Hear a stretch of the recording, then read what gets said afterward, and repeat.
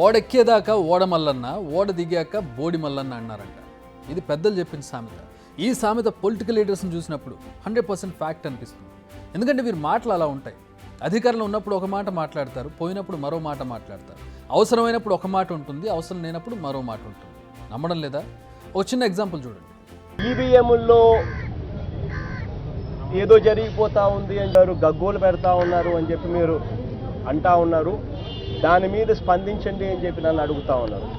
నేను మిమ్మల్ని ఒకటి నేను సూటిగా 2014 ఎన్నికల్లో మా మీద గెలిచాడు.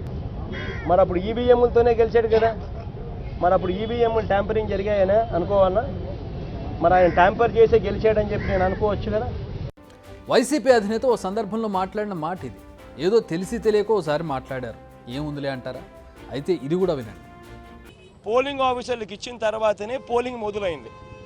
మరి ఏ రకంగా చంద్రబాబు నాయుడు గారు చెప్తారు ఈ రకంగా ఈవీఎంలు అది జరిగాయి, ఈవీఎంలు ఇది జరిగాయి, నేను ఎవరికి ఓటేసానో నాకు తెలియదు అని చెప్పి ప్రజలను తప్పుదోవ పట్టించడం నిజంగా ఒక ముఖ్యమంత్రి స్థాయిలో ఉన్న వ్యక్తి చేయదగ్గ పనేనా అని అడుగుతా ఉన్నా. ఇది మరో సందర్భంలో మాట్లాడిన మాట. ఈ రెండు సందర్భాల్లో ఆయన మాట్లాడిన మాటల సారాంశం ఏంటి? ఈవీఎంలను ఎవరు ఏమీ చేయలేరు. ఎవరు గెలిచినా ఎవరు ఓడినా దానికి వారే బాధ్యులు తప్ప ఈవీఎంలు కాదు. మీ ఓటమికి ఈవీఎంను బాధ్యులను చేయొద్దు. ఇది ఆయన మాటల సారాంశం. నిజానికి మహాబాగా సెలవిచ్చారని అనాలనిపిస్తుంది. మరి అలాంటి జగన్ ఇప్పుడు ఏమంటున్నారు? ఎందుకంటే ఓడిపోయారు అంటే ఆయన నేరుగా అనలేదు, ఒక ట్వీట్ చేశారు. దీని సారాంశం ఏంటంటే, అభివృద్ధి చెందిన దేశాల ఎన్నికల్లో బ్యాలెట్నే వాడుతున్నారు, మన దగ్గర కూడా ఈవీఎంల బదులు బ్యాలెట్లు వాడాలి. న్యాయం కేవలం జరిగినట్లు కనిపించడం కాదు, నిజంగా జరగాలి. ప్రజాస్వామ్యం అనేది బలంగా ఉండడంతో పాటు నిస్సందేహంగా ప్రబలంగా ఉండాలి. అభివృద్ధి చెందిన ప్రతి ప్రజాస్వామ్య దేశాల్లో జరిగే ఎన్నికల్లో పేపర్ బ్యాలెట్లే వాడుతున్నారు, మనం కూడా ఈవీఎంల బదులు పోస్టల్ బ్యాలెట్ను ఉపయోగించాలి. ఇది ఆయన చెప్పే మాట. అప్పుడేమో బ్యాలెట్ వద్దు ఈవీఎం ముద్దు అన్న జగన్ ఇప్పుడేమో బ్యాలెట్ ఉండగా ఈవీఎం ఎందుకు దండగా అంటున్నారు. ఏంటి, ఏం అర్థం కావడం లేదా? అదే కదా అసలు కదా. అందుకే ముందుగా ఆ సామెత చెప్పింది. జగన్ అప్పుడేమన్నారు? చంద్రబాబు ఓడిపోయి ఆ నెపాన్ని ఈవీఎంల మీద వేస్తున్నారని చెప్పారు. మరి ఇప్పుడేమంటారు? మీరు చేసేది కూడా అదే కదా సార్. అప్పుడు మీకు 151 సీట్లు వచ్చాయి కాబట్టి ఈవీఎంల విధానంపై ఎలాంటి డౌట్ రాలేదా? అభివృద్ధి చెందిన దేశాల్లో బ్యాలెట్ విధానం కొనసాగుతుందన్న విషయం గుర్తుకు రాలేదా? కానీ ఈ ఎన్నికల్లో సీట్ల సంఖ్య 11కు పడిపోయేసరికి ఈ విషయం సడన్గా గుర్తొచ్చిందా? ఇదేం లాజిక్ అండి?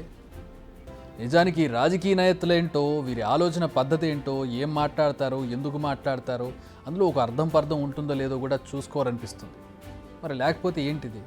అసలు వైసీపీ నేతలు చిన్న లాజిక్ మర్చిపోతున్నారు. అదేంటంటే, ఈ ఎన్నికల్లో వారికి వచ్చిన ఓట్ షేర్ ఎంతో మర్చిపోయినట్టున్నారు.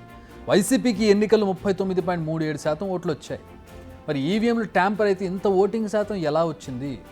2019 ఎన్నికల్లో వైసీపీకి వచ్చిన ఓటింగ్ పర్సంటేజ్ 49.95%. అంటే గత ఎన్నికలకు ఈ ఎన్నికలకు వైసీపీకి తగిన ఓటింగ్ షేర్ 10% మాత్రమే. సో ఇక్కడ వైసీపీని కూల్చింది కూటమి అని క్లియర్ కట్గా అర్థమైపోతుంది. మరి ఈ విషయం నిజంగా వైసీపీ పెద్దలకు తెలియదా, లేక తెలిసి కూడా అంగీకరించలేకపోతున్నారా? సరే, ఓటమిని అంగీకరించకపోవడం అది మీ ఇష్టం. లోటుపాట్లు ఎక్కడున్నాయో తెలుసుకొని వాటిని సరిదిద్దుకోవడం అటుంచి మీరు చేస్తున్నదేంటి? ప్రజలు కొత్త అనుమాన బీజాలను నాటుతున్నారు. ప్రజాస్వామ్య వ్యవస్థలో అత్యంత కీలకమైన ఎలక్షన్ కమిషన్ను తప్పుపట్టేలా వ్యవహరిస్తున్నారు. ఇక వైసీపీ అధినేత ఎప్పుడైతే ట్వీట్ చేశారో అధికార టీడీపీ నుంచి అదే స్థాయిలో రియాక్షన్ వచ్చింది. నాడు 151 సీట్లు వస్తే విజయం, ఇప్పుడు కూటమికి 164 సీట్లు వస్తే అన్యాయం అని ప్రశ్నించారు బుద్ధా వెంకన్న.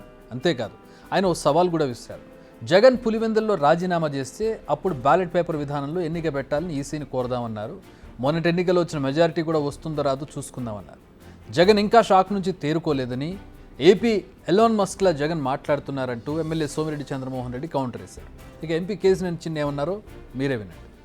నీకు ఇవాళ ప్రజలు శిక్షించారు, దాన్ని ప్రజా జీవితంలో లేకుండా చేయబోతున్నారు. ఆ ప్రజా జీవితంలో లేకుండా ఆగాలి అంటే ఈ 11 మంది ఎమ్మెల్యేలు కూడా నీకు నిలవాలంటే ఇప్పటికైనా నీ కళ్ళు బైర్లు గమ్మిని బయటకు వచ్చి ప్రజల్లో కలువు, ప్రజల్లో బాధలు తెలుసుకో.